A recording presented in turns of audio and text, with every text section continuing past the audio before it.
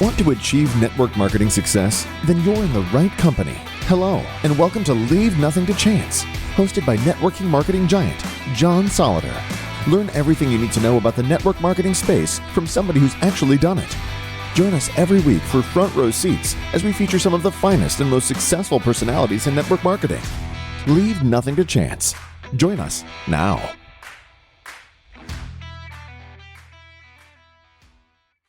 Hey, my good friend Bob Palmer is joining us today from Sport XL. Bob, there's so much I could say about you, but I'll let you tell a little bit about your own background to get started. Well, thanks, John. Well, first of all, thank you for having me on this wonderful program. I always enjoy talking with you, and we go quite a ways back. And yeah, my background started as an athlete, and I have to humbly admit, an underperforming athlete. However, I got into the martial arts as an adult, and I went, okay, how can I go way beyond what I did in hockey? And I started applying some principles, looked at it more of an ecologist, looking at inputs and outputs rather than psychology. And things started to click. Started learning some new strategies that helped me get into what I call the zone on an ongoing basis. It wasn't just a luck thing anymore. It was I could get it on demand. And at some point I said, okay, hey, this is really cool. I think other people would like it, and they did. I've got a number of Olympic champions and countless World Cup champions, you name it, in multiple sports. And then I started getting some interested executive athletes.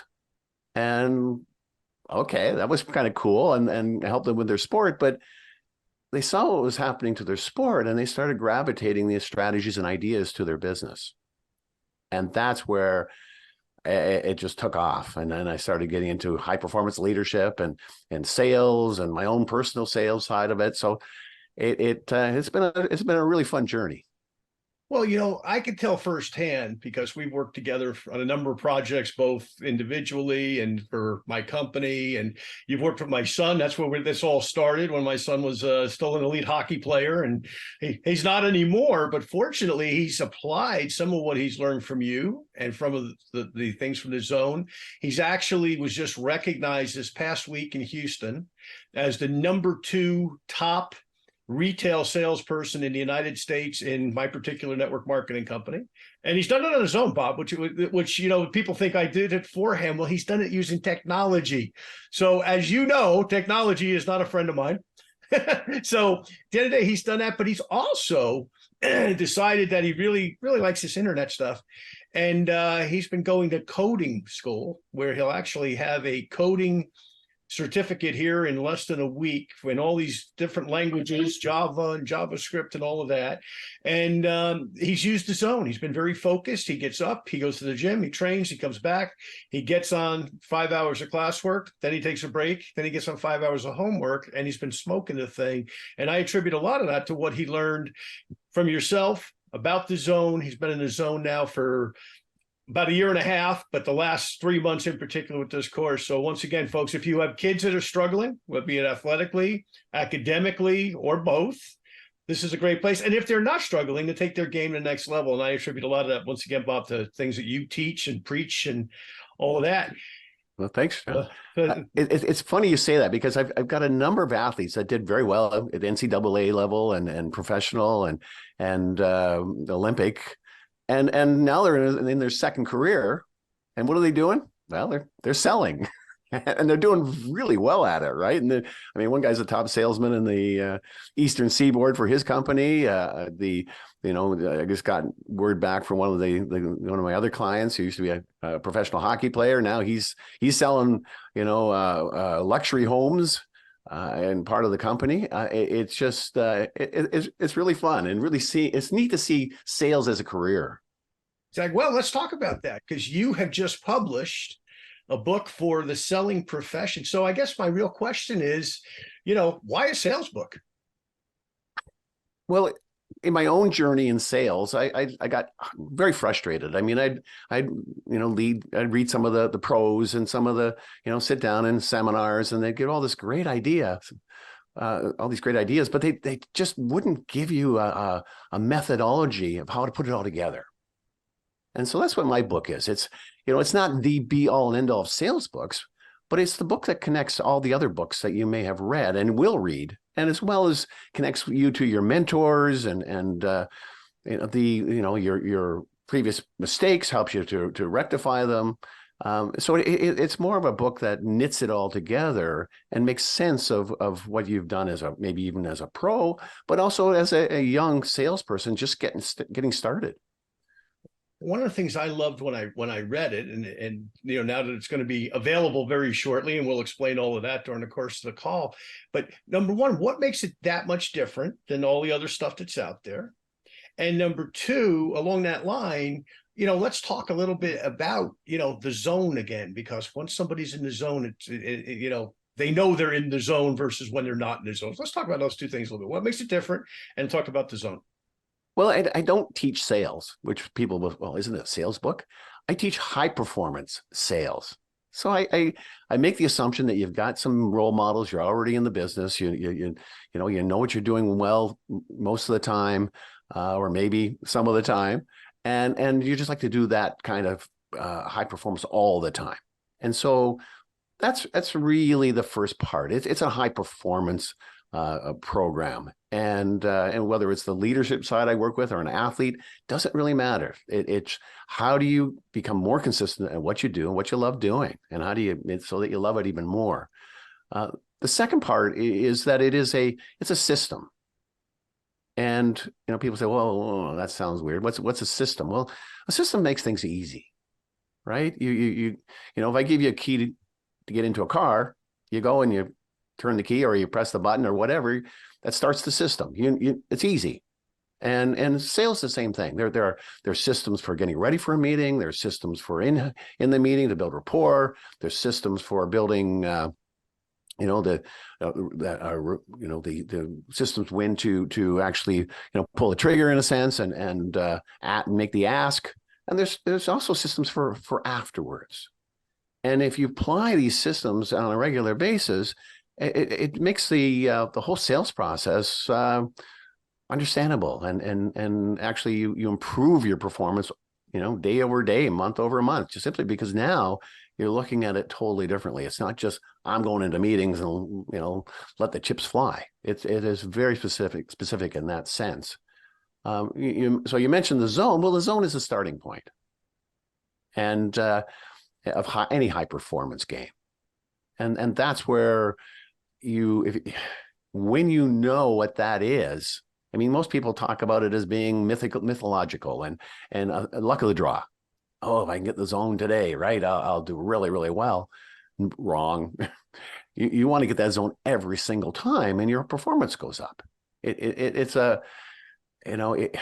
almost sounds too easy, and perhaps it is a bit. I mean, then the fun part comes. Well, how do I sustain that zone? But the first piece is that zone. And when I got into the martial arts, I started applying some of my hockey tricks and started to, try to play the game that way. No, didn't work. I had to go right to the top and plug into my full adrenaline and all my, resources in that context until I just felt euphoric, bring it on, and did very well because of it.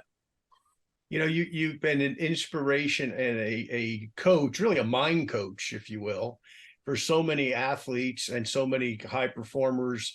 Like you say, athleticism leads to something else. I mean, we look at, two examples that you and I have talked about in the past, Magic Johnson and Michael Jordan. Two guys who were pretty good ball players, as I recall. Some of the younger people may never have seen them play, but you and I saw them play and win championships and MVPs and you name it, and Olympics, and what didn't those guys win?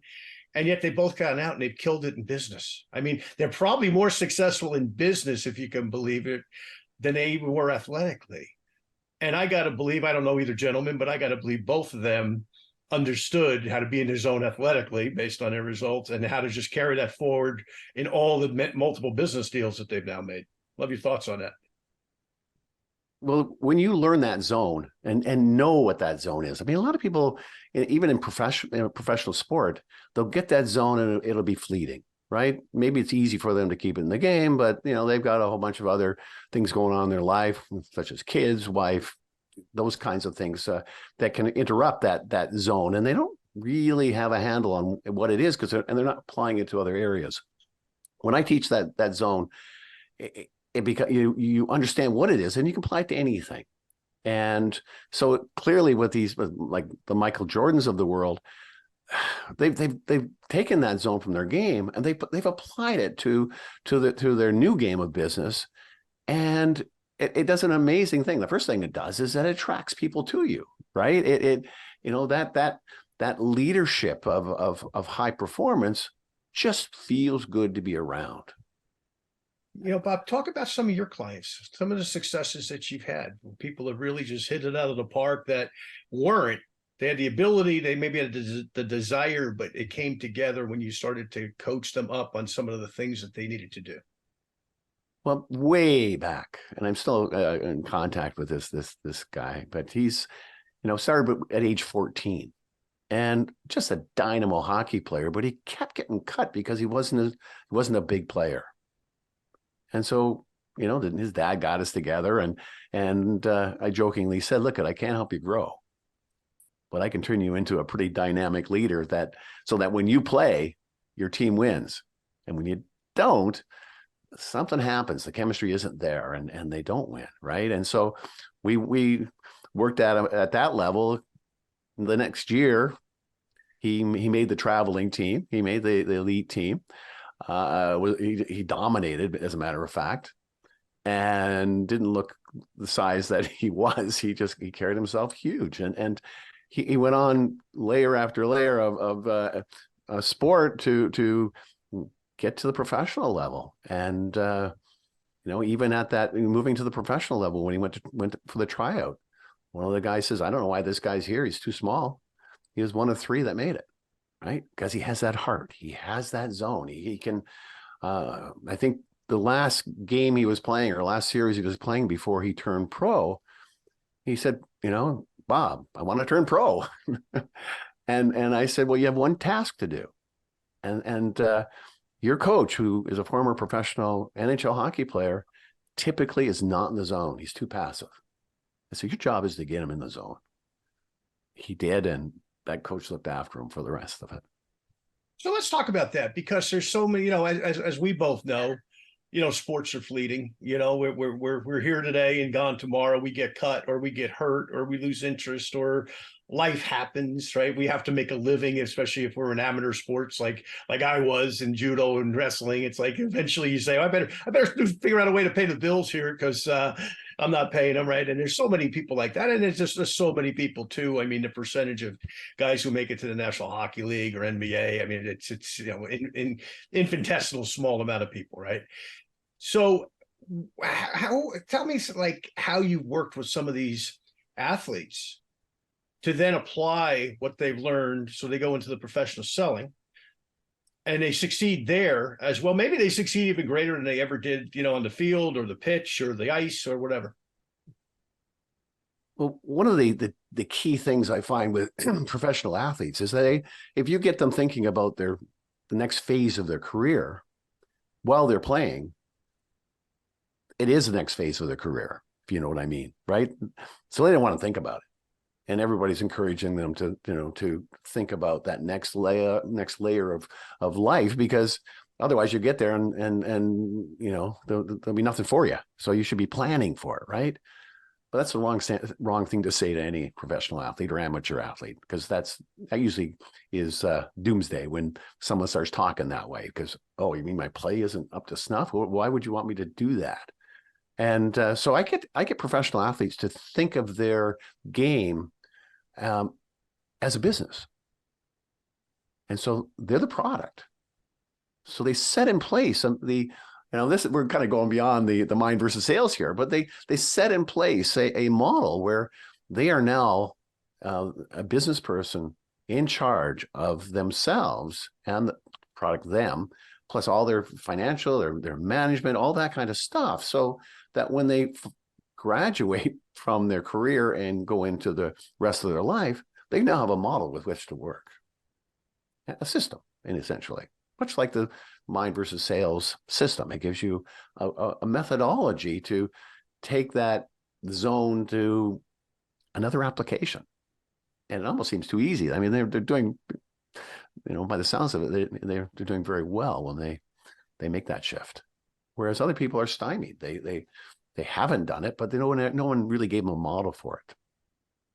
So let's talk a little bit about, will mind versus sales work with any sales career? It is a generic process for high performance that I've applied to sales. So, one of my former athletes is selling healthcare products. Another one is selling internet, some feature of internet, and doing very well. This one gentleman is doing the luxury home department. I mean, and the reason for that is, your clientele doesn't really change. Maybe your focus on what you're doing changes, but they're still human beings. You're selling to human beings. And when you sell to human beings, the last thing a human being who's talking to you wants to hear is you when you just lost 3 clients, or you're struggling through your day and your tone of voice is, dragging, and they can hear it in you, right?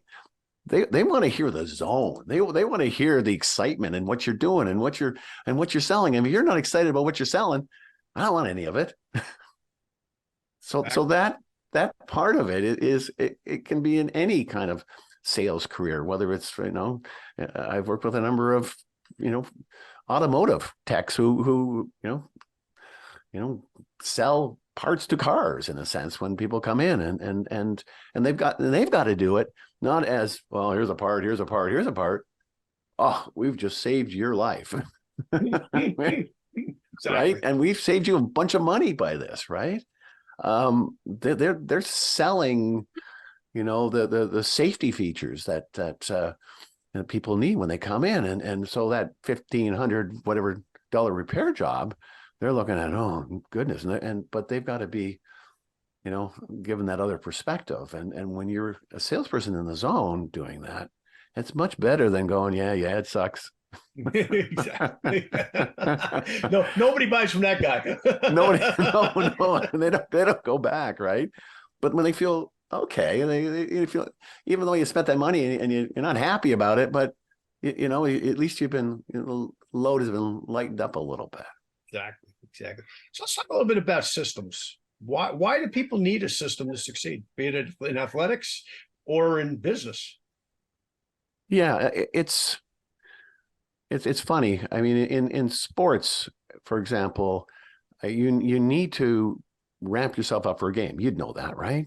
I mean, you got to go out and be a terror right from the get-go in wrestling, or you're toast, right? The other guy is in a terror, and he's got you pinned in a few seconds.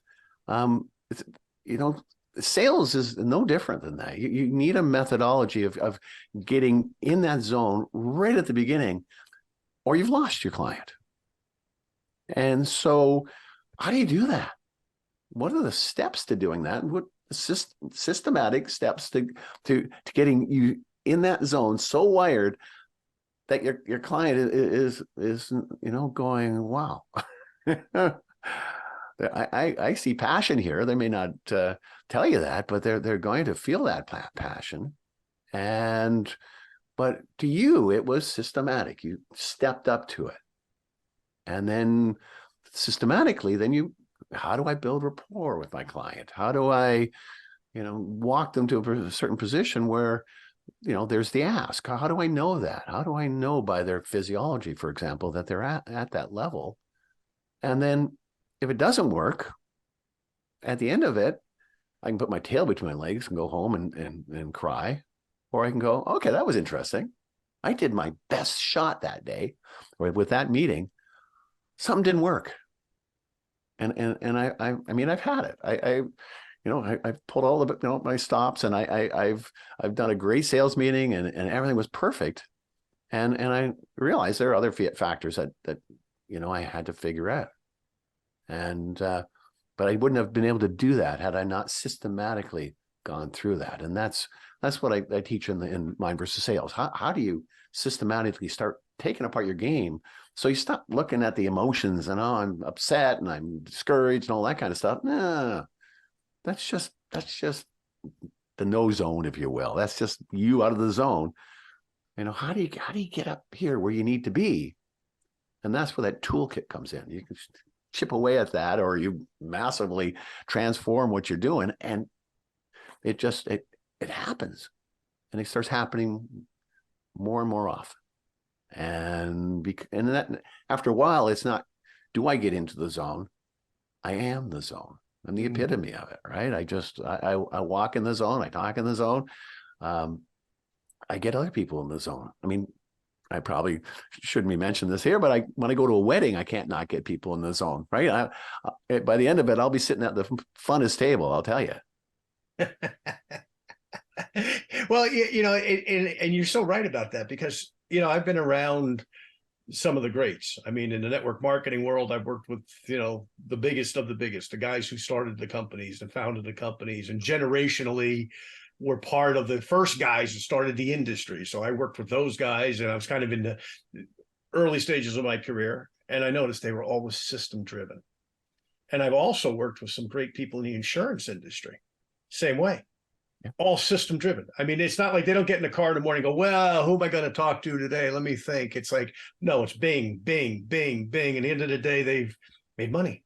And, what's the goal of business, right? You got to make money. Otherwise, it's not for fun. Sports are for fun when you're a kid, right? You're not getting paid if you're not, a professional athlete, right? That's the fun stage. And business, same thing. It's like the results have to be there. Otherwise, they'll find somebody else to do whatever it is that you're supposed to be doing, Yeah. Yep. It's amazing how system driven they are. Let's talk a little bit about strategy. Okay. Now, I introduced multiple strategies into my book, and it's interesting with strategies. Most of us have them, but we don't realize that what we have are strategies. For example, just kind of the notion of, and you hear your parents say it, count to 10. Take a moment, count to 10, or step back from it step back, look at it differently. I mean, they're strategies. Or how would Uncle Terry sell this, this product, right? And that's a strategy, because now you're kind of looking at Uncle Terry and you're going, okay, maybe I should be modeling him. I mean, and so strategies are things we always use. We just don't use them well enough, and plus there are strategies that aren't very effective, like anger, or throwing things, or cussing, or they're just they get us into that downward spiral. And one of the strategies I work with is how do you copy the great of the greats? You describe them. You've worked with the great, the greats in sales, and a lot of it is through osmosis. But that takes terrible long time. So how do we figure out what osmosis is? What's really going on there? And so I teach a strategy in the book and in my business that allows my athletes and business people to really look around at who their role models are, and in a sense step into their shoes. And when you do that, an amazing thing happens. Your physiology changes. And when your physiology changes, that changes your thought process. And it can work brilliantly in terms of how fast you can learn how to sell or play a sport or whatever you're doing. And it's a kind of one of the key examples I use that describe how we grow and we apply these things to close that gap between where we are and where we want to get to. How do you find the elite people? Because I'll give you another example, and I'd love you to pick up on this. Plan their day. For example, at my powerlifting gym here in Dallas, for example, right? We've got 3 guys that have benched over 1,000. We got another 4 or 5 guys that have benched 800. All monsters. all very well trained and all very methodical. Oh, by the way, all successful business people, because once again, a sport with no money in it. So something you do because you love it, right? Okay. So a guy comes in about a year ago, and I won't use his last name, not for any particular reason, but his first name's Mark.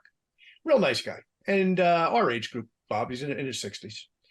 Got to know him a little bit. And, as I got to know him, he knew my son was a hockey player. He knew I was a wrestler. He knows I'm lifting. And, we got to know each other, just small talk around the gym. And then one day we actually sat down and talked. And this guy has been the trainer for a lot of our professional athletes here in Dallas, off season.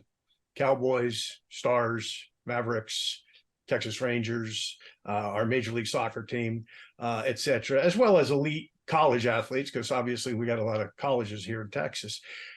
I got talking to him one day and I said, Mark, how do you plan your day? Because sometimes he's going from a kid who's going to become an lineman, for example, at Division One school, who's a big guy, obviously. And then maybe he's going to a woman who's training for a marathon or an ultra distance race. And then he's segueing that to a wrestler who's maybe in high school, who's obviously a little bit younger than the other people he's training. And then all of a sudden he'll have, somebody our age group come in who's got the arthritis, got the aches and pains, has the injuries, has had the surgeries, right? And I said, how do you do that? And he gave me a great answer. He said, here's my notes for every day. And he gave me that particular day at eight clients back to back. And I looked at his notes, and he had planned his day with 3 notes per athlete he was training that day. So whether they were super elite, professional, or they were trying to get there, or they were just, hey, I'm going to run the marathon and you need to train me a certain way because I need to get the body armor to do that. I watched the way that he did that. He planned his day. And I think the greats, whether you're a trainer, whether you're a salesperson, whether you're an elite coach, whether you're an elite athlete, whether you're an elite whatever you happen to be, probably elite entertainers are probably that way as well. But I love your thoughts on that, because you worked with so many of these elite people in so many different realms, mostly sport, but certainly business as well, and maybe some other things. I love how those people plan their day, or even how you plan your day, because you do that segue from high level to low level, young to old, to Olympic level, to high school kids, et cetera. How do you do that so it all makes sense, so that when you get to 7:00 at night and you're having your dinner and you say, okay, I gave them what they needed? How do you do that? Okay. Yeah. It's when you follow a system like he inevitably does, that system doesn't vary from person to person, which may seem strange. I'm working with an amateur, and I'm providing the same system to an amateur as to a professional athlete. And that's the reason for that is that an amateur athlete, has a limited knowledge about high performance, and they have a thirst for it. So when you walk them through the system for high performance, everything for them is new, or mostly everything for them is new, and they're following that system for the particular day or wherever they're at. You bring in a professional athlete, well, they know that system. And they may have faltered at times in it, but inevitably, when I work with a professional athlete and I walk them through one of the strategies, they say, I do that, but I haven't done it consistently. I know what the zone is, but I haven't felt it lately. I don't know how to get it back. And so that's a professional athlete. They for me to connect the dots with them is kind of sad, because I set them up back on track. Bye, Bob. Thanks. They don't need a lot of, care in that process. And I'll get together with them once every few weeks or something, just to see how things are going, or I'm their backup if they get stuck. Whereas young athletes, when I walk them through it, it's a much more rigorous process, because having not been there, everything is walking them through it, and everything is, did you practice that? No. Okay. You're going to practice that. And if I get that answer twice, my language changes a little bit. I won't use it here, but, and I'll say, hey, listen, you got to find a way. And I teach a very specific type of visualizing that every athlete needs to do. I mean, by the time you get to professional, it's already running in your head. But for young kids, they need to get this kind of, very specific visualization going. And I had one young lady going off to Sochi that just wasn't doing it. I said, you got to find a way. And so, I mean, she went out and found a pill app and that she put on her phone, and it rang and wasn't the pill she took. She did the specific visualization and did very well. But that would describe my day. When I go from athlete to athlete to athlete to athlete, it's pretty much, doesn't matter what level they're at, my role, get them in, make sure they're in the zone,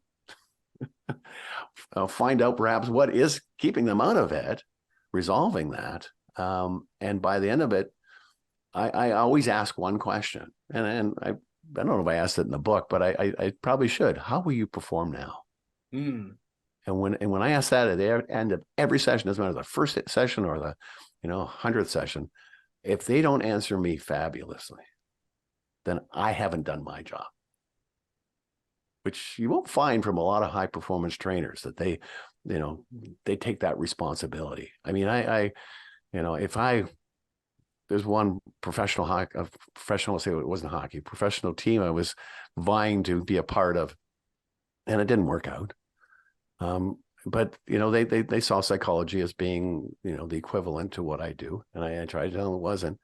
But they did very poorly, and I said, look, if I worked for your team, I'd fall on my sword at the end of the year, because that's not how I work. Right? This is, I take a huge responsibility. This is what needs to happen. Apply this system, you will be successful. And that's where, mind versus sales comes in. Apply the system, work it, and you will be successful as a salesperson, and have fun at it. I mean, I don't do any career where I don't have fun. And as you can tell, I mean, put one person in front of me, put a whole team in front of me, and I'll have a riot, just working them into that zone and working them into success. Well, I know you love the success that people have. So let's talk about the book, Mind versus Sales. I read it twice over Thanksgiving weekend here in the US. You sent it down to me, and I was doing some traveling, and I just enjoyed it that much. I mean, to your point, there's certain things I read and people send me, and I'm like, oh man, they're going to labor through this. It was like the book flows. It's easy to read. You can read it in less than 2 hours. Read it with a highlighter, though, people. Get this book, Mind versus Sales. Bob, I know we're recording this right before Christmas, everybody. We're real honest on the show. We tell you guys everything. You probably hear my dogs barking in the background. My landscaper's out blowing the leaves. Why he waited till December to do it, I have no idea. So I apologize with the dogs barking, but hopefully you got all the content that Bob shared. But let's talk about the book specifically, Bob. I enjoyed reading it as a sales professional, as a former elite athlete, as an old athlete, as the dad of 2 kids that were, elite athletes, as, friend to, people. But I read it from a sales standpoint at my age, because that's where I am these days. You know what I mean? I'm still competing a little bit here and there, throwing the weights around, but my best days are behind me, unfortunately, athletically. So I read it as a sales professional.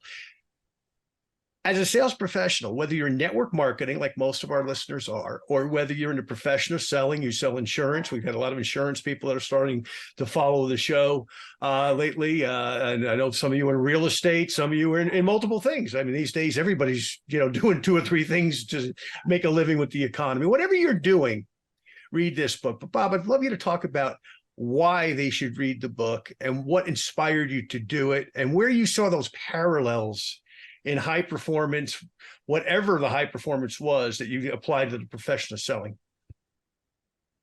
Well, originally I set out to change my original book, A Mind to Win, into the sales book, and it, some of it worked, some of it didn't work. So I got radically took it apart, used all the stories I'd used or that I'd experienced. Some of the clients I've worked with, some of the successes, and I wove that into the book and completely radically changed it. And the first thing I'd like to say about writing any book is if it isn't a passion and you're not in the zone when you're doing it, it won't come out that way at the end, right? So that every chapter, every paragraph, you can trust me, will be in the zone. I mean, it's funny. I can pick up my book and open it any page and start reading and go, yeah, I did a good job there, because I get caught right up into that book. And that's first of all, that's the idea with that. And because if you don't have it, if it's not exciting to read or interesting, like you say, a good read, you're not going to get to the messages or the exercises in it. You're going to get bored, and it's going to be a good piece to read before sleep. So what I've done with each chapter is try to capture the excitement of sales within the exercise I was teaching. And so I walk you through the book as a system. Okay, I teach you the zone right at the get-go. And I get to the second part where I teach you how to create your dream, your visual dream. And then I say, have you done the zone first? Because this is not a novel. This is not something you're reading for pleasure. This is a program that I'm walking you through. And I in the sports world, I've got a number of nice quotes from people who just by reading the book. One guy went from, I think, 900th position in his particular sport up to, I think, 250 just by reading the book in a month. Right? So it's a system. So I teach the third thing I would teach how do you deal with adversity and treat adversity as just feedback. I mean, come on, we hear that all the time, but nobody really teaches you how to do that. And so in the next part, I teach, how to athletes, or teach salespeople how to forget. How do you forget that thing that just happened? That just, you're embarrassed, you're sweating under the armpits, you can't believe you acted so stupidly. And, but it just, got to let that go. So I teach people how to let that go with a neat little strategy that has been perfected over time by most people, but some of us didn't learn it. So I teach people how to forget, teach them how, as I said previously, how to model the top performers, how to manage your adrenaline. And so each chapter, every section goes through another part of the system in terms of dealing with, building your image of success. And even, how do you, become much more focused and much more intuitive and deal with clients in a way that, treats them with respect, but takes leadership within the context of a sales meeting. We don't really think about that, but we think we're trying to sell to somebody, but we're actually taking leadership in that context. And then I wrap it all up with the final part, which is how do you get the system to work for you much better and easier, and so you basically have more fun in what you're doing. And I think that's the key. I think that, at this stage of life, I think as I look back, the most successes I had, I was also having the most fun. Isn't that interesting? And I think you'll also find the successes you had were often with the best coaches. Yeah, always. Right. I mean, and we go, okay, well, they coached us with technique. Yeah, they're super technical and really good technique. Wrong. The key part they coached you in was up here. They just got so much more out of you by them being in the zone. And I look across my career where I had those coaches. I mean, it was unbelievable. I thought, okay, I like that coach. Maybe I'm trying to show off for them. Wrong. They were pushing my buttons in interesting ways to elicit the best and get the best out of me. Exactly. And that's one thing I've always admired, and that's part of the leadership program. How do you do that with your client? How do you do that if you're going to take on the role of a sales manager, or do an upline as you're in your business? Exactly. And it's there's so many good, simple metaphors in there that I found. You got to look for them maybe when you first read it. So read the book several times, people. Okay, just don't read it once. All right, put it down and come back and read it again, because there's some simple metaphors in there, but they're game changers. Most importantly, this book is a game changer. And like I said, I read it twice over Thanksgiving weekend. My wife was away in Canada, so it was just Fred and I here at the house, and he was doing his thing with the internet stuff that he does, and I was doing my thing. And, we went to the gym and things, but basically we were, two bachelors home for the weekend, right? So, this bachelor and his girlfriend was away. So it was just him and I. And I said, man, this book Bob wrote is great. I showed him different parts of it. And he goes, yeah. That sounds like the stuff I learned, Dad. So this stuff works. The bottom line to it is. So, Bob, let's start to wrap up here. But where can they get the book? Now, we're recording this, everybody, as I said earlier. It's December when we're recording this, a couple weeks before Christmas. And when you're hearing this, folks, it's February 6th. I don't have to say it's February 6th because you know that already, and we'll promote it as such. So, Bob, by then the book's going to be out where they can get it. But where can they get it? Well, when we get it out, it will be on Amazon, and best place. Yeah, and by that time we will certainly have the ebook up, and we're working to get the paperback up as well by that time. It's it's just the nature of how long does it take Amazon to actually populate your book, and so there are the different kinds of constraints in that way. But otherwise, it's we're planning for it to be up. I don't know if you have space below the podcast where people can actually sign up to be on the mailing list. I can send you the update when it is up and running. But that's a possibility too. I can, like my wife Karen can send you a link for that would send them to a landing page, and then we can they can sign up. But by that time it should be up and running. We're pulling out all stops. Believe me. Well, what we'll do, Bob, we won't take everybody's time listening, but we'll put that in the show notes. Okay. So once we have it published with the podcast company, then it'll be in the show notes. So folks, just go to the show notes. To the bottom of the show notes is where it'll be. And there you can go and you can sign up for it and you get Bob's information. Bob, you and I have done some interesting things together, but one of them was the training class that you put together for some of my elite distributors in Canada and the United States. During COVID, it's got to be 3 years ago already that we did that. Believe it or not, it's a while ago. Or not, time's flying. And I remember when we decided to do it, I was out in Wyoming looking at buffalo, and you and I were talking, and I'm looking at the buffalo, and I since learned from one of my podcast guests, and this is really interesting. Buffaloes are the only animals that run into a storm. The rest of us run away, right? You see a big storm, the storm's there, I'm going that way, right? And so are most animals. Buffalo actually heads into the storm and tries to get on the other side of it. I'm not really sure why. But I remember we were talking about that, and I was studying what buffaloes did. Anyway, it's a long story, folks. I'm getting off track here. But I remember we were having the conversation. I said, this zone stuff, I want some of my guys to know. Well, since then, not only has Fred done what he's done, who you trained independently, as an athlete, really, but also, two of the people on that call have become two of my top producers in Canada on a consistent basis. So, once again, folks, why do we do these shows? We do them so you get results. We do them so you get tools. You get to meet people like Bob that have a tool that's, what's the cost of the book, Bob? What are you guys charging for this? It'd be $24.95 US. Okay. So $25, and you'll have the download that they can do cheaper, right?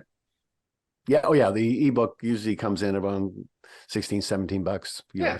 So once again, invest in your mind. Ben Franklin said many years ago, right? Invest the coins in your purse into your mind, and your mind will refill your purse many times. And that's what you're doing when you hear people like Bob and some of the other authors that we've brought on over the last year or so that have tools for you. Invest in them. Buy them and share them with your downline, share them with your sales team, share them with your kids, most importantly, because a lot of times they'll benefit by this information. So, Bob, I'm going to throw it back to you. Anything else that you want to share with the audience? I think that sums it up really nicely, John. But I just like to thank you. I really appreciate the opportunity, and you're always a fun guy to chat with. So, we'll get a few more of these in, maybe not recorded, but we'll be chatting soon. We will. We always do, and I appreciate you so much. And happy holidays, even though it'll be February when you folks are hearing this. But happy holidays to you and your family out in beautiful Halifax. And how's the weather? We had a bit of snow, but it's been really lovely. We had a beautiful summer, and spring wasn't so great, but then we're popping over to PEI, and we have a beautiful little cottage in PEI, as you know, and that's come along. We can't wait till next summer. Well, they don't be surprised if I show up next summer, because it was 106 here on average for about 45 days. And all I could think about was Canada. Why did I leave? 70 degrees. It's been beautiful all summer. I bet. Well, thanks much, Bob. Hang on a second here. We'll just kind of wrap up on the own here. Let me stop the show. Thanks, John. Thank you for listening to this week's episode of Leave Nothing to Chance. If you want to know more about what it takes to succeed in the network marketing space, join us again next week for another amazing episode. For additional resources and to connect with John Solider, visit leavingnothingtochance.com. Don't forget to leave a review, and we'll see you next time.